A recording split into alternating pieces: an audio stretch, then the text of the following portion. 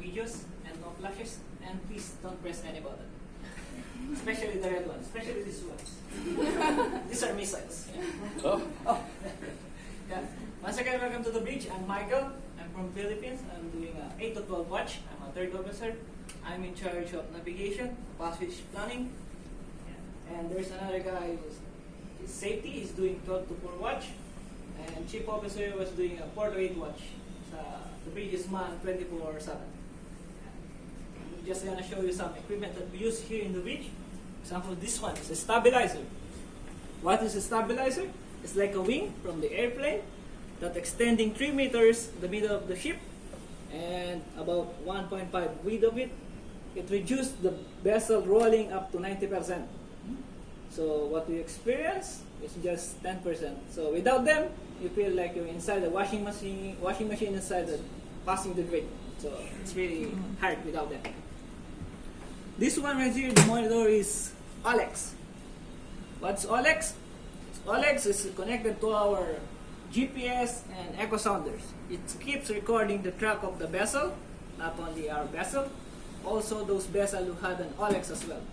In Antarctica, there are some places that never been visited by this vessel, but some vessels visited it, so we can take some reference if it's safe to go or not.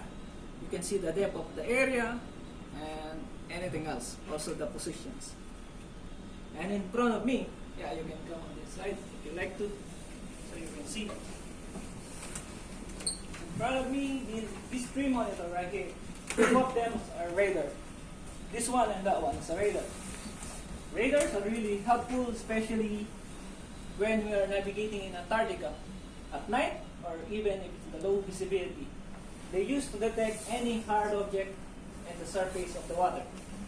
You can detect icebergs, growlers, even a ship right there. For example, the ship right there. It can detect any hard object. Yeah, they're very useful, especially in Antarctica when the visibility is too low. So we're using them a lot. And this one right here is ECDIS, Electronic Chart Display Information System. It's like a map of the world that they put in a computer. Yeah, the difference is you can do like you can take a lot of information of it. Like for example, about this island right here, this Isla Nueva. It shows, like you can see, there's a ring on it, like a yellow one. It shows that there's a light on it that flash at night. Even in the morning, it's flashing, but you cannot see it right now. But at night, you can see there's a light in there.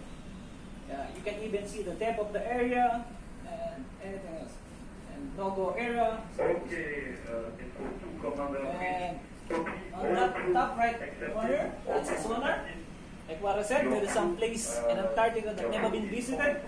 So if it's our first time to visit a place in Antarctica, we just turn on the sonar and we can see a 360 degrees and 300 meters picture of underneath the vessel. So we just go very slow speed and enter the area. And this one is a GPS, normal GPS right there. I know you know what's GPS because I think even your phone had a GPS. We had a backup, so I think we had four or three GPS on board. Yeah, we have a backups of backups. Everything you see here, there is a backup on it. Even the whole bridge had a backup. And this one is an echo sounder. Yeah, right now it shows 48 meters underneath the vessel. That's the depth of the water right here. The deepest that we've been through is around 4,275 meters. 4,275 meters. Yeah. This one right here is a wind monitor indicator. It shows the direction of the wind and how strong it is. Right now, the relative wind shows 42 knots and the true wind is 30 knots to 32 knots. The strongest wind that we encountered is around 70 knots. Yeah, the bridge, like what I said, the bridge is not only monitoring the navigation and safety of the vessel, we also monitor the security of the vessel. And right here, you can see a CCTV monitor. We have at least around 160 cameras on board. For example, right, this one is the elevator, the most interesting camera on board, especially at night when everyone gets drunk. Yeah, just to remind you, we can replay anything, everything here. Yeah, we can watch as long as we want. Yeah, and this one right here is the main console. This one is autopilot and hand steering console. As you can see, we don't have this big wheel anymore, like in a sailing yacht. You only have this steering knob. Yeah, we don't have the big one. We only have the small one, but they don't have the small one. Yeah, that's the difference. Right now, nobody's standing there and driving it because I'm using autopilot. The vessel driving itself, just following the red line that I've made. So it will drive itself. I'm just monitoring if it's doing correct or not. And if I want to turn the vessel left or right, I'm using this joystick right here in front of me. Okay, very useful. And if I want a guide, or if I need a quick response, especially in Antarctica, there's some narrow places that we need to go through. Or if we go to Anchorage area, we do a hand steering. So the guy right there, Mr. Ropik, the guy who helps you in the side gate, they're well trained to drive the vessel using this knob right here. Yeah, he just to switch to hand steering and needs to follow the order of officer or even the captain. This one right here is engine telegraph. What's engine telegraph? This one is where the place where we used to adjust the speed.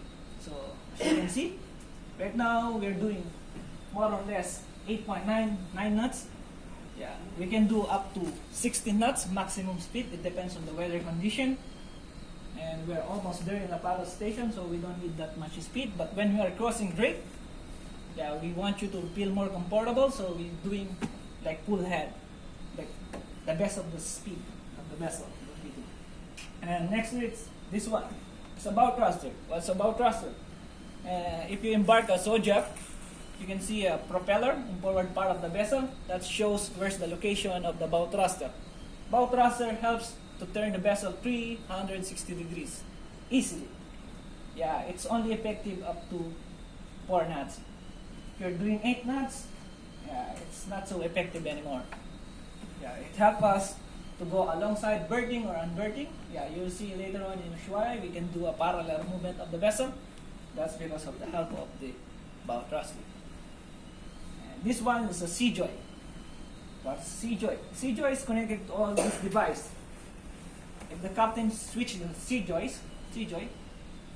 he doesn't need a guy who turn the vessel or steer the vessel. He doesn't need a man who adjust the speed for him. He doesn't need a guy who adjust the bow thruster.